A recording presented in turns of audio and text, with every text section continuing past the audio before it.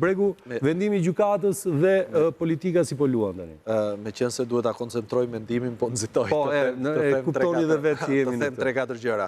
E para, zoti Rama në përgjithësi këtë çështje e ka marrë në formë emocionale, por edhe reagimi pas vendimit të gjykatës kushtetuese ishte më shumë emocional se sa duhet. Së pari, i bashkohem asaj që tha avokati që ndryshimet që premtohen se do të bëhen nuk kanë fuqi prapavepruese, pra nuk zgjidhin çështjen Balluku, por rastet e mëposhtme.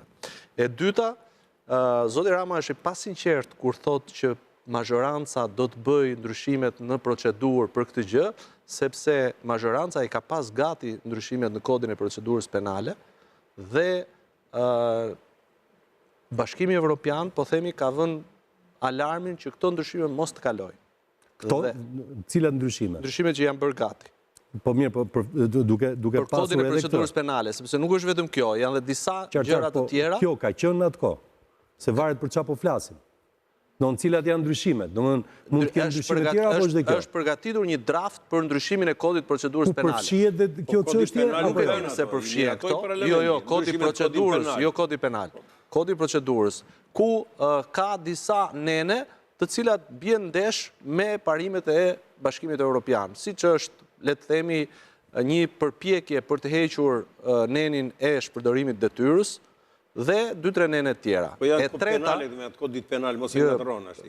Ndryshimet në kodit penal u bën, u miratuan ato, u miratuan.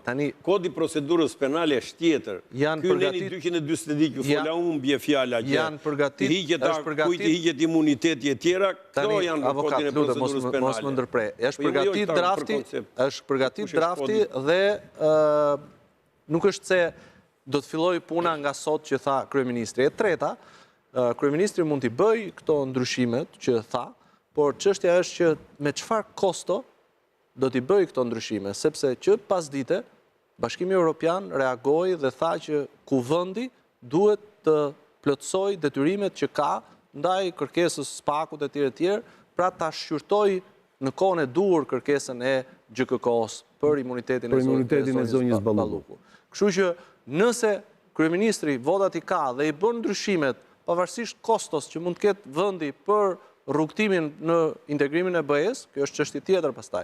Por kam idenë që Bashkimi Evropian dhe aleati tjetër, Shtetet e Bashkuara të Amerikës, do reagojnë për krijesën e tyre që është SPAK-u. SPAK-u, në lidhje me këtë. Ali Bali? Shiko, së pari duhet të them që gjykata kushtetuese fatkeqësisht nuk arriti të jep të zgjidhje problemit kryesor për cilën në fakt ajo duhet të vendoste.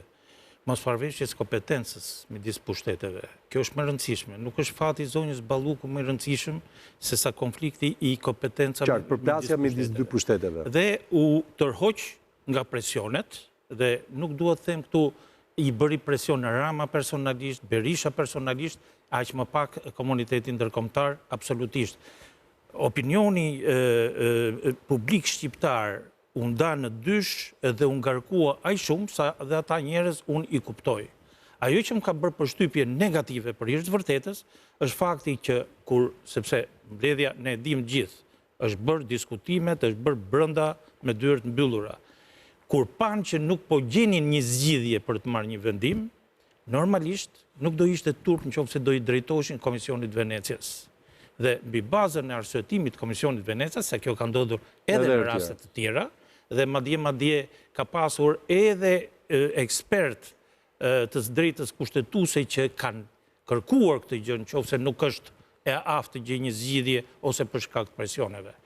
Në këtë aspekt neve përsëri na qëndron zgjidhja dhe unë jam dakord edhe me avokatin që zgjidhja nuk është me vendim politik, nuk është me ndryshimin e ligjit, sepse qoftë edhe nenit për katës kodit procedurës penale, sepse problemi do të vazhdojë të qëndrojë. Ka konflikt kompetencash? Po nëse zgjidhin me ligj. Dhe këtë zgjidhje duhet ta japi vetëm gjykata kushtetuese. Po nëse zgjidhin me ligj? me ligjës është zgjidhje politike, një majorancë që mvidet. Kufit, ku e ka kufirin gjyqësori me ekzekutivin? Ku e ka ekzekutivi me legislativin? Sepse ka një element tjetër. Kjo, të përcaktosh kufit e sakt? Sepse ka një element tjetër. Qa ndalje pushteti themi? Futet në përplasje politika tashmë, edhe vetë politika mund t'i ka përcej kufit. Dhe këtë që bërnë, sepse unë e kam të në që në fillim, kjo është kapërcim i një pushteti me një pushtet tjetër, atëre kthehet në të kundërt. Dhe në këtë aspekt do donja domosdoshmërisht që gjykata kushtetuese ta marrë dhe ta shqyrtoj këtë. A ka mënyrë tjetër? Po ka. Si? Neni 145 i kushtetuesës, pika 2 përcakton që kur gjatë shqyrtimit të një çështjeje gjyqësore, kur gjykatësi dyshon ose konsideron që neni përkatës ligji bie ndesh me kushtetutën, atëherë ai pezullon procesin gjyqësor dhe i drejtohet gjykatës kushtetuese për të dhënë pra ti thuaj që mund vjetë lëvizje i GKK-ja në këtë rast.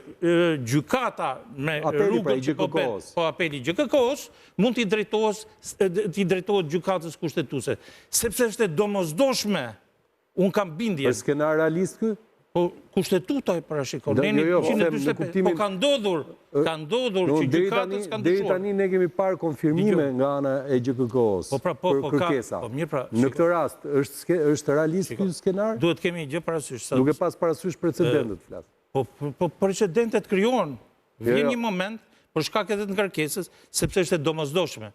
Shqipëria është në kushtet e një kazani që zjen arrestimet të funksionarëve të lartë, përplasje të qeverisë majorancës me spakun. Pra, është një kazan që zjen të cilin mund të mbaj në kontrol vetëm interpretimet e neneve kushtetues. Interpretimet kushtetuese. Dhe në këtë aspekt, unë ta kam thënë, kam bindjen që neni pika 2, paragrafi 2 i neni 142 të kodit procedurës penale është infektuar. Po këtë nuk duhet ta vendosi gjykata kushtetuese dhe unë kam bindjen, pavarësisht se kam pas një pozicion tjetër, po kam bindjen që sido që t'ishte, në qoftë si gjykata kushtetuese, do arrinte të kishte një majorancë, qoftë edhe me qëndrimin tjetër, që po, pezullimi është i drejtë dhe unë s'pyes, do kishim vërtet një republik tjetër, ku një pushtet në kushtet e betejës, luftës kundër korrupsionit, po ama të paktën e përcakton ai institucion i cili e ka me kushtetutë që duhet ta bëj. Reldar. Mendoj që së pari gjithë ajo vendim, mos vendim, pra një vendim për të mos marrë vendim i gjykatës kushtetuese ka kriju jo vetëm thelloi krizën, por futi edhe një krizë të re. Që është?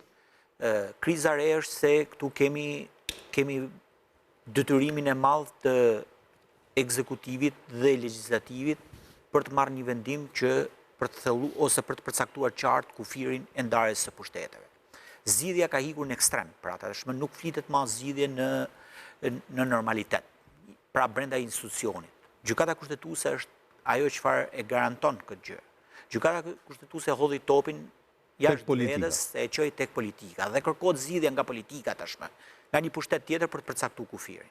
Dhe vetmja rrugë që të përcaktohet kufiri është për të kaluar nga Kuvendi i Republikës, nga Parlamenti, pra me forcën e kartonave.